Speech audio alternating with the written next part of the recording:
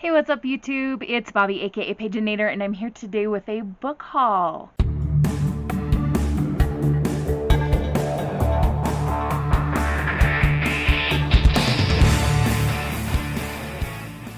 So I have been in the great city of Salt Lake City, Utah today at a training about new young adult and middle grade books. And after the training, my coworkers and I went to Barnes & Noble and I did some damage. I told myself I was going to limit 10 books and I bought 11. Close enough, right? My game, my rules. Also, before we dive into the books, apologies for my horrible hair. It's something today. It is a hot mess, so sorry. So let's get to the books. Alright, so we're going to start with the YA books and then move on to the middle grade. And most of these books are ones that I heard about at the training, with the exception of 1, 2, 3 of them. So here we go. Our first YA book is The City Beautiful by Aidan Polydoros. This is set in Chicago in 1893 when the World's Fair was taking place there, and it was the same time that H.H. Holmes, America's first serial killer, was on his murderous rampage. That's creepy. And yeah, if you want to learn more about H.H. Holmes, there are a lot of books and documentaries centered around him, both fiction and nonfiction. I really like the docuseries American Ripper, which is a descendant of H.H. Holmes trying to investigate and see if there's any possible chance that H.H. Holmes also could have been in England, traveling back and forth between England and America, and committing the Jack the Ripper murders. Very intriguing series to watch. Anyway, in this book we have Alter Rosen, and he has come to America. He is looking to earn money to bring his mother and sisters from Romania. They are facing a lot of oppression there, and so he's looking to earn money and bring his family. When Alter's best friend Yakov becomes the latest victim in a long line of murdered Jewish boys, his dream begins to slip away. While the rest of the city is busy celebrating the World's Fair, Alter is now living in nightmare, possessed by Yakov's Dybbuk. He's like Yakov's ghost, I guess. He is plunged into a world of corruption, deceit, and thrown back into the arms of a dangerous boy from his past, a boy who means more to Alter than anyone knows. Now, with only days to spare until the Dybbuk takes over Alter's body completely, the two boys must race to track down the killer before the killer claims them next. I'm guessing that the killer is going to be H.H. Holmes in here, but it could easily be someone else because other people are garbage murderers too. But there were several books that the presenter talked about in the training that were related to the H.H. Holmes story and the Chicago World's Fair of 1893. And I have another one. It's called The Perfect Place to Die. It's not in this room, or I'd hold it up for you. But anyway, this story of that killer and like his murder castle, whatever you want to call it, it's fascinating to me for some bizarre, morbid reason. Up next, we have a book that I got solely for me to read, not for my students, and that is Aristotle and Dante Dive into the Waters of the World. This is the sequel to Aristotle and Dante Discover the Secrets of the Universe, about two young gay men who fall in love with each other, and this is a sequel that takes place a couple of months after the first book ends up. And I just really want to read this for myself to continue with these two characters because I loved the first one. And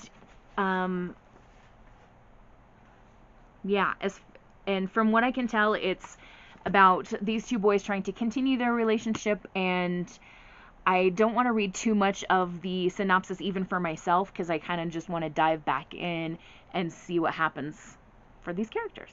Okay, so this is not a book that our presenter talked about today, but it was one that I wanted to get, and since there are no bookstores where I live and I was in a bookstore, like, yes, this is going to be one of my purchases today. This is Cytonic by Brandon Sanderson. It is the third book in the Skyward series.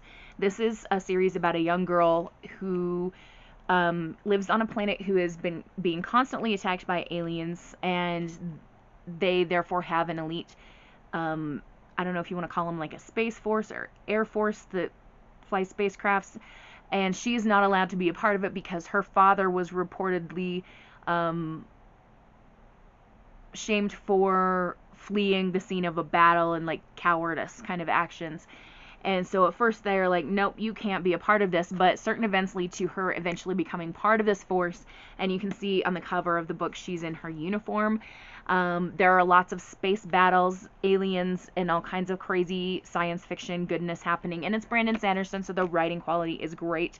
I let my middle schoolers read this series. There wasn't anything inappropriate in the first two, so I'm assuming the third will be the same, and I'm very excited to read this one. If you've been on BookTube, Bookstagram, etc. recently, you probably have heard about this graphic novel, Lore Olympus, by Rachel Smythe, or Smith. I'm not sure how she says that, but this is volume 1, and it is a graphic novel, and it has Greek mythology involved in it, clearly. It says, Persephone, young goddess of spring, is new to Olympus. Her mother Demeter has raised her in the mortal realm, but after Persephone promises to train as a sacred virgin, she is allowed to live in the fast-moving, glamorous world of the gods. When her roommate Artemis takes her to a party, her entire life changes. She ends up meeting Hades and feels an immediate spark with the charming yet misunderstood ruler of the underworld. Now Persephone must navigate the confusing politics and relationships that rule Olympus while also figuring out her own place and her own power. So the Barnes & Noble did have a paperback and a hardback edition of Volume 1, and I just grabbed the paperback because I was getting on the escalator, and the paperback was closest, and in graphic novels I prefer a paperback anyway, and look how floppy it is. It's so satisfying to just go floppy, floppy, floppy. Alright, the rest of the titles that I picked out are more geared toward middle grade age group, and we're going to start with a sports book. This is Fast Pitch by Nick Stone. Nick Stone is the author of Dear Martin, as well as several other books, and this is about Shanice. She is the captain of the Fulton Firebirds, a softball team. Nothing can stop her from leading her team to the U12 Fast Pitch Softball Regional Championship, but life has thrown some curveballs her way. Strike one, as the sole team of all brown faces on the field, Shanice and the Firebirds have to work twice as hard to prove that black girls belong at bat. Strike two, Shanice's focus gets shaken when her great uncle Jack reveals that a career-ending and family name-ruining crime may have been a setup. Strike three, broken focus means mistakes on the field, and Shanice's teammates are beginning to wonder if she's captain qualified. So there's a secret with her family's past that she's got to discover the truth of, as well as deal with her softball team and try hard to be the best that she can. I don't know if I'm emotionally ready for this next book. This is Out of My Heart by Sharon M. Draper. This is a sequel to Out of My Mind, about an amazing, amazing, gifted young woman, Melody, who is kind of in a Stephen Hawking kind of situation. She has this, I'm trying to remember if it's cerebral palsy or what. Anyway, she's in a wheelchair and she's nonverbal. And so people assume that she's not intelligent. But when she gets a speaking device similar to the one that Stephen Hawking had, people start to learn just how very intelligent she is, and she's able to join a school kind of like quiz bowl team. And in this sequel, she gets to go to a camp where she's able to ride a horse for the first time and do other physical activities, and she's also noticing a boy who's noticing her back. I'm really excited for this one, but I'm afraid I'm gonna cry. Speaking of tearjerker books, I also bought another sequel, Pax Journey Home. This is a sequel to Pax by Sarah Pennypacker. And based on the synopsis we learned in the training about this book, Pax, it's been a year since the first book, and he has now formed a family. He's met his mate. They've had a kit, and when Pax decides to go on a journey, one of the kits follows him. I think he's got a couple. And because of World War II recently ending, the water isn't in great shape where they are traveling through, and the baby fox drinks some of the polluted water and gets very sick. And so Pax is going to try to get his baby to the boy who raised him so that they can get some help, because Pax knew that the young man who raised him before he was set free into the woods always took care of him when he was sick. If you haven't read the first Pax, it is just about this fox who was originally a pet but then got taken to the woods in the midst of World War II, and has to learn how to be a wild fox. I kind of did those in backwards order. I'm sorry. Okay, this next one I got because it was in the horror section from our training today, and I have a student who loves horror, but with horror, you have to be super careful, like appropriateness wise, but this was guaranteed to be appropriate for middle schoolers. It is Hushabye by Jody Lee Mott, and it's got a creepy doll in it. If you get a chance and you're intrigued by this book at all, look up the official book trailer on YouTube for this book. She showed it to us in the training, and there is a moment that I know is going to make my students go so I'm excited to show this trailer to them. This is about Lucy, who gets really annoyed with her sister Antonia, and they have to spend a lot of time together because their mom worked so much, but Lucy's kind of feeling lonely anyway. She's feeling bullied at school and teased about her family being poor. And so, despite everything, she and her sister end up spending a lot of time together, and they find this old muddy doll head in the river, and Antonia claims it as her newest treasure. And at night, Lucy hears her talking to Hushabye, the doll. And does she hear the doll talking back? Creepy. Why are dolls so creepy?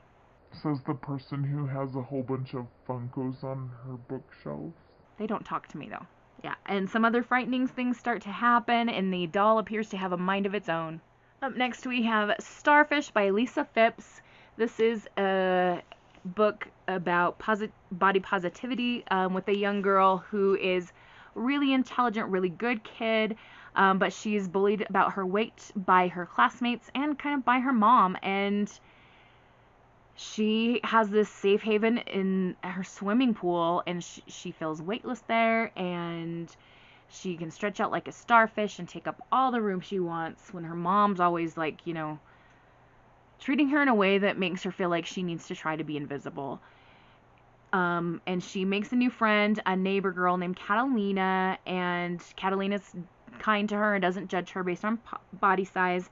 And Ellie, the main character, she also has a new therapist, and this helps her as well. And so it's a lot about like being okay with who you are, and I feel like this could be a good uplifting read for some kids, girls especially, but some boys too, who just don't feel okay with the size that they are. And this book is written in verse, which is also a good selling point for kids as well. Up next, we have The Beatrice Prophecy by Kate Dicamillo. I can always get kids to read Kate Dicamillo, even if it does skew a little bit younger. The synopsis of this book sounded super fun, and I did get the Barnes & Noble exclusive edition. I don't know what the special content is inside. Maybe if I flip to the back, I can find out. Oh my goodness. Okay, so there's like this cardstocky page with like, you can tear this side off. It's scored for a bookmark that says The Beatrice Prophecy, and it has like this colored print of more books by the author. How fun. Oh, and there's like behind the scenes look with some illustrations and information from the author. How cool. That'll be fun to show my kids. So in this book, it's set in the Middle Ages, and at this monastery, we have a character, Ansuelika, the goat, who's not the main character, but she's a main goat character. And the monks are afraid of this goat because she has sharp teeth and she's got a hard head. I'm assuming she goes around butting into things with her head. And she's kind of wily ways. And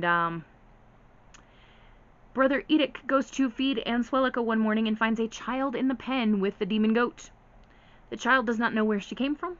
She does not know who her people are. She remembers only one thing, her name, which is Beatrice.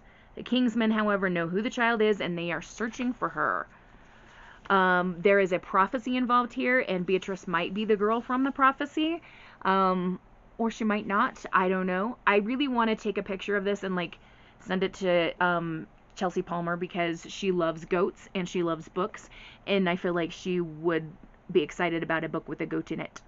And last but not least, we have a title from the dude Jason Reynolds. My students love Jason Reynolds so much. We watch his Write series for writing prompts every week. Tomorrow's a Jason Reynolds day, and I know they're going to be super stoked.